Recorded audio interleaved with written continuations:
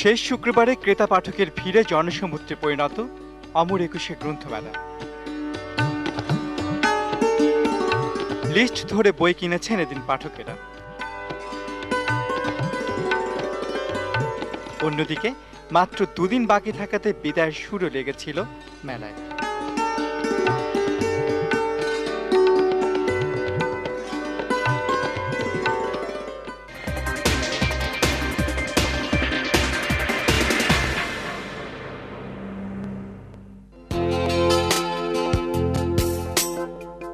শেষ বিকেলের রোদে বিদায় বিষণ্ণতা ছিল মেলা জুড়ে। তবু সেটি বোঝা গেল না বইয়ের বিপুল কেনাকাটায়। প্রায় প্রতিটি স্টলেই হুমড়ি খেয়ে বই কিনছে পাঠক।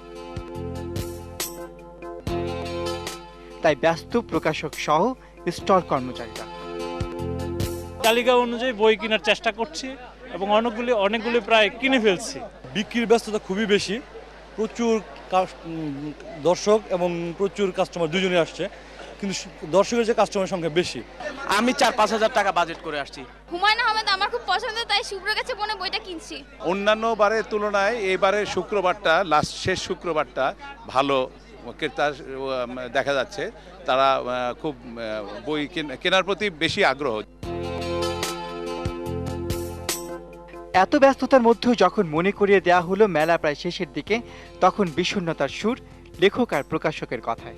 বইমেলা শেষ হয়ে গেলে লেখকদের মন খারাপ হয়, পাঠকদের হয় কিনা আমি ঠিক জানি না, কিন্তু আমি যখন পাঠক ছিলাম তখন আমার মন খারাপ হতো। বিদায় তো খারাপ লাগছেই, কারণ একটা মাস এখানে মনে হচ্ছে যে এটাই ঘর সংসার সবকিছু, প্রতিদিন এখানে আসা প্রতিদিন যাওয়া, একদম শেষ দিকে খারাপ লাগছে। তারা আসছে কিনছে, কিন্তু তাদের বেদনাটার মধ্যে বোঝা যাচ্ছে যে মেলা যদি আরো কিছু থাকতো, কিন্তু সব কিছুরই তো শেষ আছে, বেদনা নিলেও শেষ হয়। এবারের মেলা নিয়ে আমার গভীর আনন্দ আছে, কারণ আনন্দ এই জন্য যে এবারের মেলাটি একেবারে প্রথম দিন থেকে খুব জমজমাট। প্রতিদিন অজস্র পাঠক এসছে মেলায়, তারা বই কিনেছে এবং ক্রেতার সংখ্যা বেড়েছে। এই বইমেলা বাঙালির প্রাণের কত কাছাকাছি সে কথা বলছিলেন কবি মহাদেব সাহা।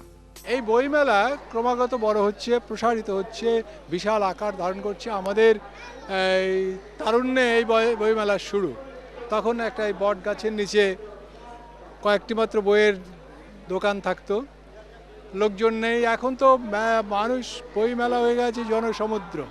আমি অবশ্য একটা কথা বলতে চাই, আমি নিজে মনে করি যে বইমেলা এরকমই হবে। আমাদের বইমেলা, 21-এর বইমেলা অন্য যে কোনো বইমেলার চেয়ে আলাদা। এটা একটা সাংস্কৃতিক উৎসব, আমাদের দেশের সাংস্কৃতিক উৎসবে রূপান্তরিত হচ্ছে বইমেলা। বইমেলা আসলে আমার একটু অসুবিধা হবে, গায়ে একটু ধাক্কা লাগবে, না এরকম না। আমি মনে করি বইমেলায় আমরা আসবো, গায়ে ধাক্কা লাগবে, সাধারণ মানুষও বইমেলায় আসবে। গণমানুষের জন্য বইমেলার দরজা খুলে দিতে হবে, যা একজন রিক্সাওয়ালা যেন একটু বইমেলায় এসে বই কিনতে পারে, একজন স্কুটার চালক যেন বই কিনতে পারে, এরকম একটা বইমেলা আমি আশা করি। এদিনের 180টি সহ মেলায় নতুন বইয়ের সংখ্যা 3000 ছাড়িয়ে গেছে। মূল মঞ্চে এদিনের আলোচনার বিষয় ছিল আমাদের বাংলা একাডেমি। সবকিছুকে ছাপিয়ে তবু ফুরিয়ে যাওয়ার সুরই হয়ে থাকলো মেলার প্রতিচ্ছবি।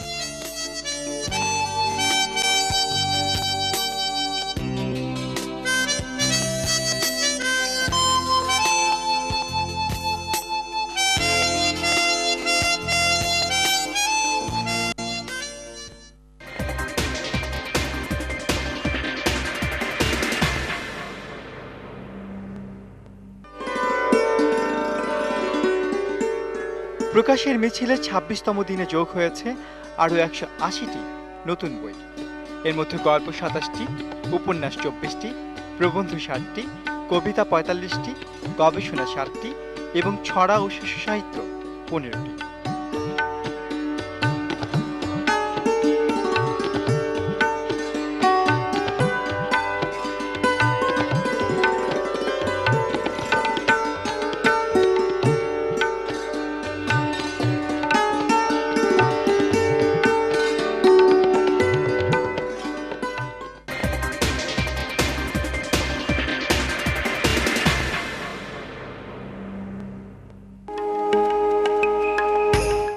নাজবিন মর্তুজা, কবিতা, উপন্যাস ও গবেষণা, 3 বিষয়েরই সিদ্ধহস্ত এই লেখকের মেলায় এসেছে কবিতার বই, গুরু পরম্পরা।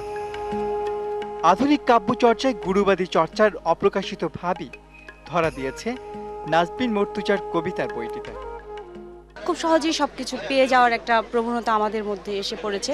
তো এতে করে আমাদের যে ভক্তি, আমাদের যে গুরুবাদী ভক্তি আছে, যে শেখার যে একটা প্রবণতা, খুব তাৎক্ষণিকভাবে আমরা যে জিনিসটি পাচ্ছি এবং শেখার পরে আমরা তাৎক্ষণিকভাবে ভুলে যাচ্ছি। মানুষের প্রতি যে একটা ভক্তি, শ্রদ্ধা, এগুলো আমরা ভুলতে বসেছি। এই জিনিসগুলো আমি এখানে বোঝাতে চেষ্টা করেছি এবং এটা মূলত আমি বোঝাতে চেষ্টা করেছি যে এখানে এই যে আমাদের বস্তুগত জিনিসের প্রতি মানুষের যদি ক্ষুধা থাকে, তাহলে তার সুখ কখনো এই মনুষ্য জীবনের সুখ পাওয়াটা তার দুরূহ হয়ে পড়ে।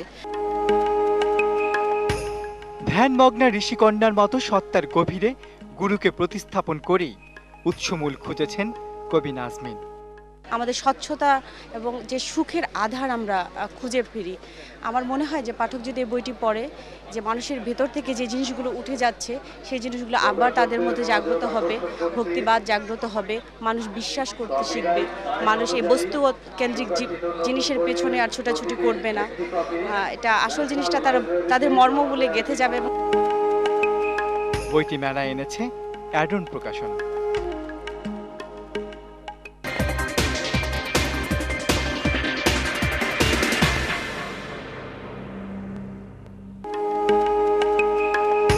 বশিরউদ্দিন সরকার ও আব্দুর রহমান ভাটির দেশের দু বাউল।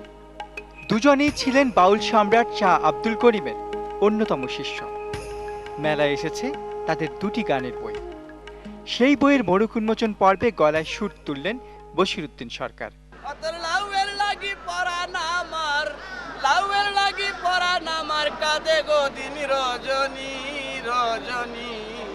বৈরাগ্নি তোর লাউটা দিবেনি, ওগো বৈরাগ্নি, বৈরাগ্নি তোর লাউটা দিবেনি। তোর লাউয়ের ভিতর মধু আছে, টের পেয়েছে যারা, পাশে পাশে ঘুরতে আছে সারা জনম ভরা গো, সারা জনম ভরা।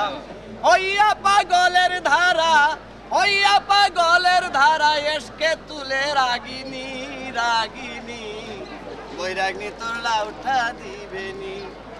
যৌবন কালে পাইল যারা তোর লাউয়ের সন্ধান, গাছতলা সেই লাউ বাজাইয়া গাইছে ভাবের গান গো, গাইছে ভাবের গান। সেই সুর ভাটির বাতাসের মতোই ঢেউ হয়ে ছড়িয়ে গেল বহেরাতলায়। মাওলার ভেদ মাইনি, ভেদ মাইনি, বৈরাগ্নি তোর লাউটা দিবেনি।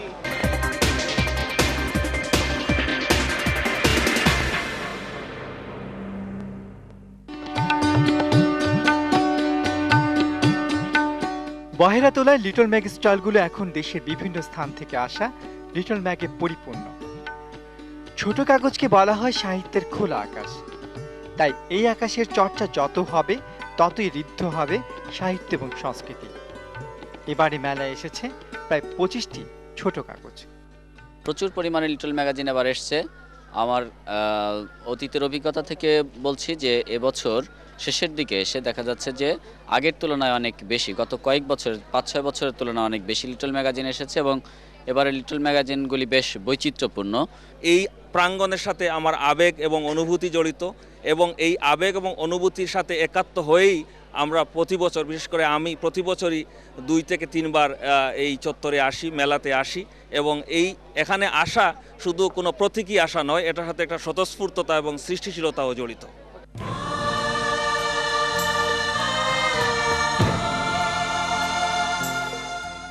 মেলা শেষ হতে আর 2 দিন বাকি। সেটি বোঝা যাচ্ছে না মানুষের এমন উচ্ছ্বাস দেখে, যে উচ্ছ্বাসী প্রাণ এই বই মেলায়।